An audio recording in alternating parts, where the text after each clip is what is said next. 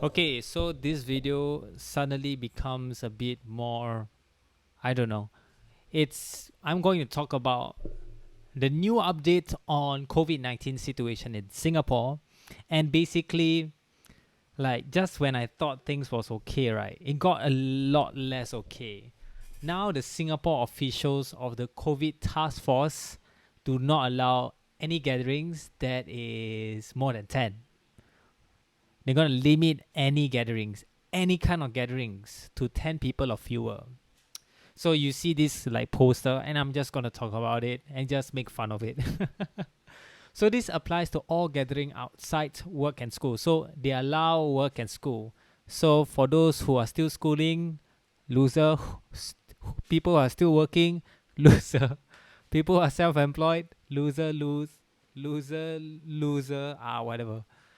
This will be with effect from 11:59 March 26. For those who have not finished your assignment by 23:59, you're gonna die.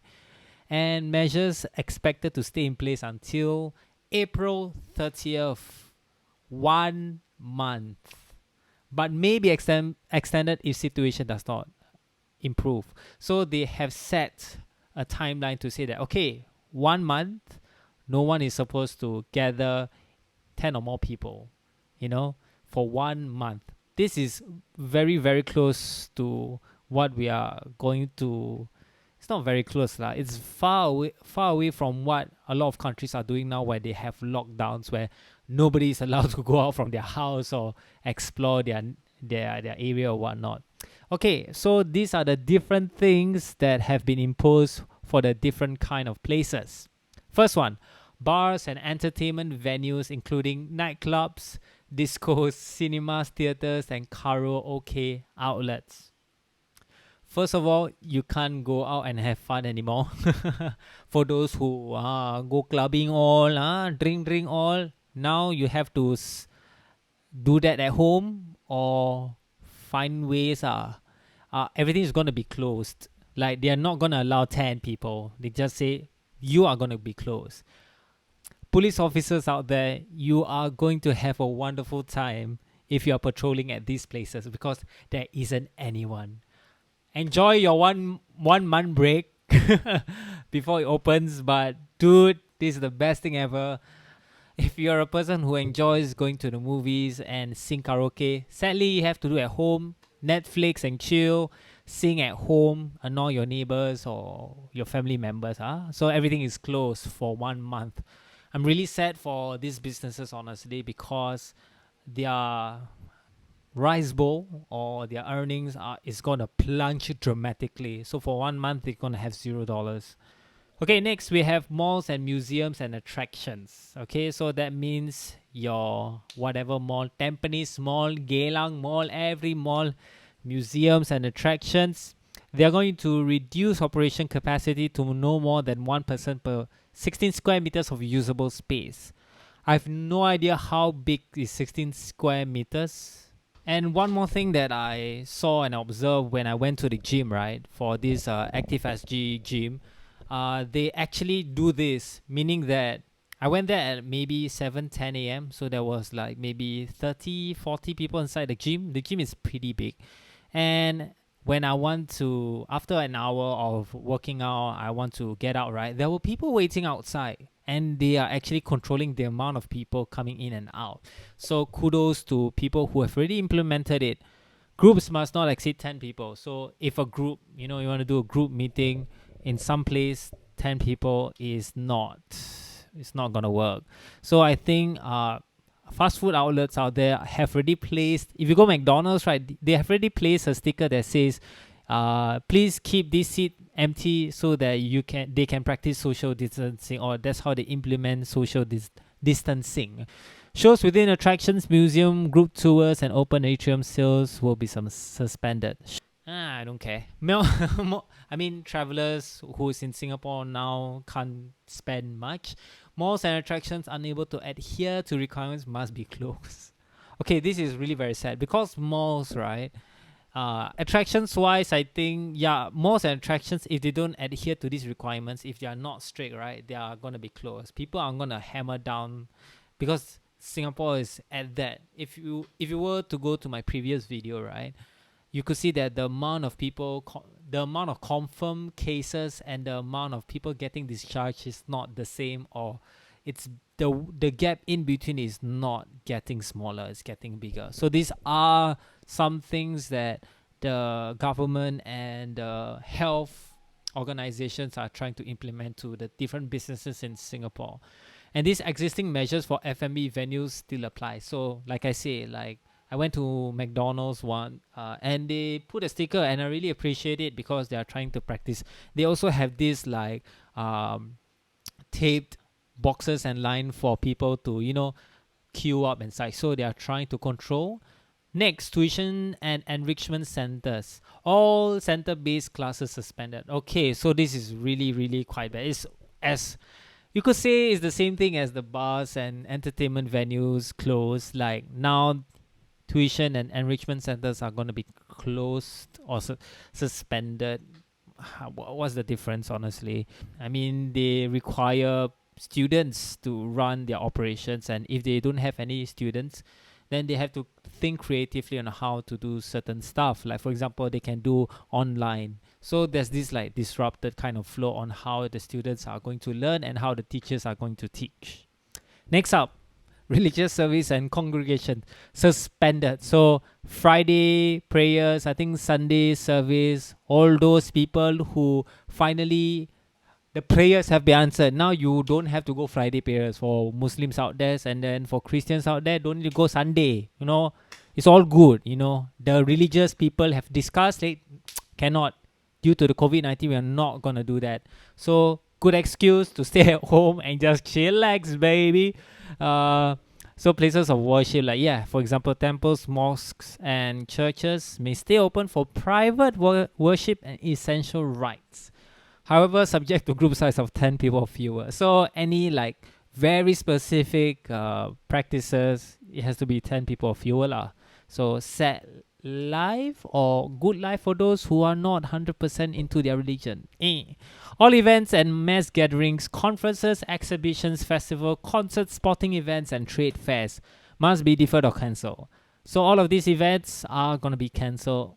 So the bazaar, bye-bye already, cannot, unless they are able to get the 60 square meters of usable space. So that's pretty, but yeah, a lot of, basically this whole thing is going to make your life boring. I mean, you have the internet to entertain yourself. This will be very bad if it were to happen during the December holidays, because then like those are huge events like Christmas and such. But now I think luckily we have passed the Chinese New Year period. It will be very interesting to see the Chinese New Year with the COVID-19 outbreak and see how it goes. But in the end, like there isn't much exhibitions like the NATA's travel fair and whatnot. Maybe those typical IT exhibition are gonna be cancelled. People who book any concerts, say goodbye lah. Cannot lah. Next, birthday celebrations, birthday weddings. Oh, this is my favorite. Avoid holding and participating in such gatherings involving more than 10 people at any time. So you know what that means?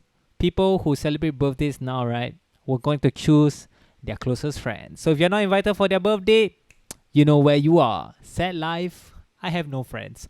And weddings. So I recently went to my friend's wedding. I think it was last week.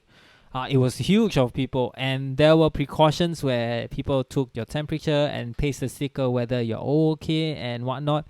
Luckily, there wasn't anybody who was positive in COVID-19. I don't know.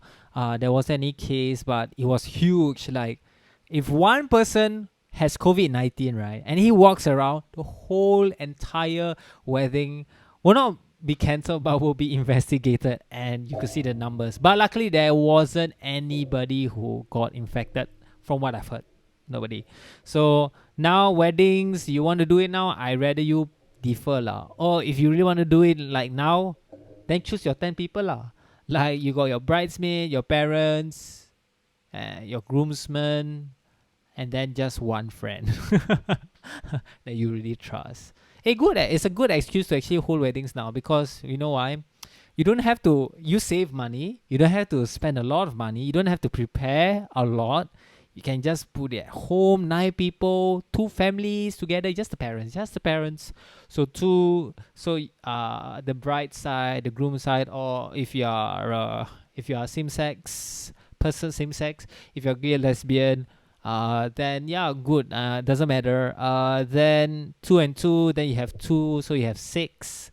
Then one person can be your bridesman and bridegroom, and then one person to initiate the ceremony, and then another person can be your friend. Awesome, right? Anyway, next, funerals and wakes. Limit attendance as far as possible to family members only, and the gatherings of 10 or fewer people at any point of time. So funerals and wakes, yes, there are people who dies. Nowadays, due to the aging population, there is more frequent funerals that I observe around my neighborhood, and yeah, so I mean, there's nothing much I can say about this. Yeah, so only family members, not those connected. Like, oh, he's my father, son, daughter, uncle, auntie, something like that. No, no, no, no. Just close friends. Lastly, workplace. Existing measures apply. So I think some people who go to the workplaces might be now doing remote working. For those who really can't do remote working, then I guess they have to do staggered, like I've heard, staggered time or whatnot. So there's a lot of things that's implemented here and there. And I think that's about it. Like, I honestly did not think that the situation got a lot worse. I also don't expect it to get better, But yeah, even though with the measures that the Singapore government and officials and the health organizations and the people that are working, we are still clamping down the amount of people who are supposed to meet each other, or social distancing, I would say. And the current economy and such. If you have a job, be grateful that you have a job. If you don't, then I feel for you, and I think this is the best time for you to just really like slow down and really think about how are you going to prepare yourself for the worst, because always be prepared. Don't react, like don't like the next day suddenly your business shut down, like alamak, I didn't know, I thought my business will be forever okay one. Like, dude, just be honest, be realistic. Things can go very, very wrong, and things can go very, very right. But being reality, I can't predict. The thing is, I don't want to predict. I can't predict. I will just see what I can do. Being proactive, meaning like, what if your business shut down? You have to have all these plans to go ahead. That's why I feel from my previous video, I say that online businesses, such a good time to create your online businesses and really think about how you can future proof and even economic and virus proof your business. Like, you should have a certain amount of money in the bank for you to survive in this kind of thing. But in the end, it is really up to your decision. If you're not the employer, if you're the employee, suck thumb lah. Really, like, you don't have the decision. The only thing that you can do from what the government is trying to do is to update your current skill, because like a lot of people, I don't know, like for me, I love learning, but I don't know for the rest of you, do you guys still learn other stuff that might be profitable or upgrade your current status now? So all of these things you have to really think about. So you could see that the people who are still inside the hospitals are still pretty huge, and it's still going to, I don't know if it's going to increase or decrease, but I don't know. And the people who are getting discharged is not in the numbers that we want. So really just be socially responsible.